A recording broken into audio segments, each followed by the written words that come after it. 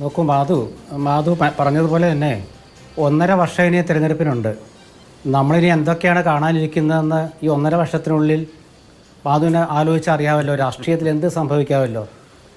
NSS general സെക്രട്ടറിയും അതുപോലെ രമേശ് ചെന്നിത്തലയും തമ്മിൽ 8-9 വർഷം മുമ്പ് ഒരു ചെറിയ പിണക്കം ഉണ്ടായിരുന്നു. ആ പിണക്കം തീർക്കാൻ അദ്ദേഹത്തിൻ്റെ സുഹൃത്തുക്കൾ, രണ്ടുപേരുടെ സുഹൃത്തുക്കൾ കുറച്ച് നാളായി പരിശ്രമിച്ചു വരികയായിരുന്നു. ആ പരിശ്രമം പൂർണ്ണതയിലെത്തി. സത്യത്തിൽ അതാണ് ഉണ്ടായത്. അപ്പോൾ ആ ഒരു പരിശ്രമം, ആ സുഹൃത്തുക്കളുടെ പരിശ്രമം പൂർണ്ണതയിലെത്തിയപ്പോൾ ഈ ഒരു ക്ഷണത്തിന് ഒരു അവസരം കിട്ടി. കാരണം ഇന്നലെ രമേശ് പറഞ്ഞ പോലെ എന്നും പിണങ്ങിയിരിക്കാൻ പറ്റില്ലല്ലോ. പിന്നെ രണ്ടാമത്തെ കാര്യം, ഇത് നിഷ്കളങ്കമാണോ എന്ന് ചോദിച്ചാൽ രാഷ്ട്രീയത്തിലും സമുദായ സംഘടനകളുടെ നേതാക്കളൊക്കെ എടുക്കുന്ന തീരുമാനത്തിന് ഒരു ലക്ഷ്യം ഉണ്ടാകും. യാതൊരു സംശയമില്ലാത്ത കാര്യമാണ്. ഇതിലിപ്പം NSSന് ഒരു പ്രഖ്യാപിത നയമുണ്ട്. എന്താണ് ആ നയം? മതേതര ചിന്താഗതിയാണത്. NSS ഒരു മതേതര ചിന്താഗതിയുള്ള സമുദായമാണ്. യാതൊരു സംശയമില്ലല്ലോ. ഇത് ഞാൻ പറഞ്ഞതല്ല കേട്ടോ, ഞാൻ പറഞ്ഞതല്ല, എല്ലാവരും പറയുന്നതാണ്. ഇനിയിപ്പം ആരാണ് പറഞ്ഞതെന്ന് ചോദിച്ചാൽ പുതുപ്പള്ളി തിരഞ്ഞെടുപ്പിൽ CPMൻ്റെ പ്രമുഖ നേതാവായ സ്ഥാനാർത്ഥി ജെയ്ക്ക് തോമസ് പറഞ്ഞതാണ്. എന്താ പറഞ്ഞത്? വർഗീയതയെ പടിയടച്ച് പുറത്താക്കിയ നേതാവാണ് സുകുമാരൻ നായരെന്ന്. അത് അപ്പോൾ ജെയ്ക്കിൻ്റെ മാത്രമായിട്ട് ഞാൻ അവിടെ പറയുകയാണ്. അപ്പോൾ ജെയ്ക്ക് പറഞ്ഞാൽ പിന്നെ ഞാൻ പറയുന്നതിനെക്കാട്ടിലും വലിയതാണല്ലോ. അപ്പോൾ അങ്ങനെയുള്ള ഒരു മതേതര ചിന്താഗതിയുള്ള സമുദായത്തിൻ്റെ ജനറൽ സെക്രട്ടറി കോൺഗ്രസ്സിലെ ഒരു നേതാവിനെ അദ്ദേഹത്തിൻ്റെ പരിപാടിയിലേക്ക് ക്ഷണിക്കുന്നു. കുറേ കാലത്തിന് ശേഷം പിണക്കം അവസാനിപ്പിക്കുന്നു. ഇത് സതീശനെതിരായ നീക്കമോ അല്ലെ ചെന്നിത്തല മുഖ്യമന്ത്രിയാക്കാനൊന്നും അല്ല. കാരണം കോൺഗ്രസ് രാഷ്ട്രീയം അറിയുന്നവർക്കറിയാം, 1.5 വർഷം എന്ന് വെച്ചാൽ നിസ്സാരമല്ലല്ലോ. എത്ര കിടക്കുന്നു, എത്ര നേതാക്കളുടെ പാർട്ടിയാണിനെ, ഇനി എന്തൊക്കെ കാണാനിരിക്കുന്നത് നമ്മൾ. അപ്പോൾ അതിലേക്കൊന്നും നമ്മൾ പോകണ്ട.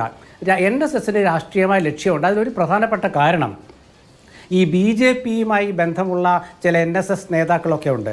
അപ്പോൾ NSSലെ സാധാരണക്കാരായ പ്രവർത്തകർ ഇന്ന് കോൺഗ്രസുമായിട്ട് അറിയാമല്ലോ. മന്നത്ത് പത്മനാഭൻ പോലും കോൺഗ്രസ്സുകാരനായിട്ട് അറസ്റ്റ് വരിച്ച കാലമാണ്. പിന്നീട് അദ്ദേഹം വൈക്കം സത്യാഗ്രഹത്തിലൊക്കെ പോയൊക്കെ ചരിത്രമാണല്ലോ.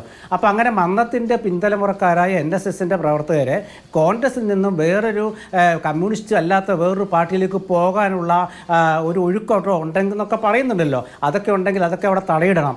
കാരണം കോൺഗ്രസിനോട് NSSന് എന്നും ഒരു മൃദു സമീപനമുണ്ട്. അത് സമദൂര സിദ്ധാന്തം ഉള്ള അവസരത്തിലുമുണ്ട്. അത് ഫലപ്രദമാകും ഇല്ലയോ എന്നൊക്കെ വേറെ കാര്യം. തിരുവനന്തപുരം വട്ടിയൂർക്കാവിലെ നമ്മുടെ അവിടുത്തെ മുൻ മേയറായിരുന്ന ജയൻ ബാബുവും അതുപോലെ പേര് ഞാൻ പെട്ടെന്ന് വിട്ടുപോയി, അദ്ദേഹം അതുപോലെ കോൺഗ്രസിലെ മോഹൻകുമാറുമാണ് മത്സരിച്ചത്. അപ്പോൾ അന്ന് മോഹൻകുമാറിന് പരസ്യമായിട്ട് NSS പിന്തുണ കൊടുത്തില്ലേ. അപ്പോൾ അതുകൊണ്ട് കോൺഗ്രസുമായിട്ടൊരു താല്പര്യമുള്ള ഒരു വിഭാഗം സമുദായമാണ് NSS എന്ന് പറയുന്നത്. അപ്പോൾ അവരെ സംബന്ധിച്ചിടത്തോളം വൈരുദ്ധ്യം എന്ന് പറയുന്നത് ചെന്നിത്തല തന്നെയാണ് എന്നെ അങ്ങനെ ഒരു ബ്രാൻഡ് ചെയ്യേണ്ട കാര്യമില്ല, എൻ്റെ സെക്യുലർ ക്രെഡൻഷ്യലിനെ ചോദ്യം ചെയ്യേണ്ടതില്ല എന്ന് പറഞ്ഞത് NSS ജനറൽ സെക്രട്ടറിയുടെ പ്രസംഗത്തിന്റെ മധ്യേ തൻ്റെ പേര് വലിച്ചിഴക്കപ്പെട്ടതുമായി ബന്ധപ്പെട്ട്. അപ്പോൾ അതിലൊരു സെക്യുലർ ഇഷ്യൂ ഉണ്ടെന്ന് കണ്ടെത്തിയാണ് ചെന്നിത്തലയാണ്.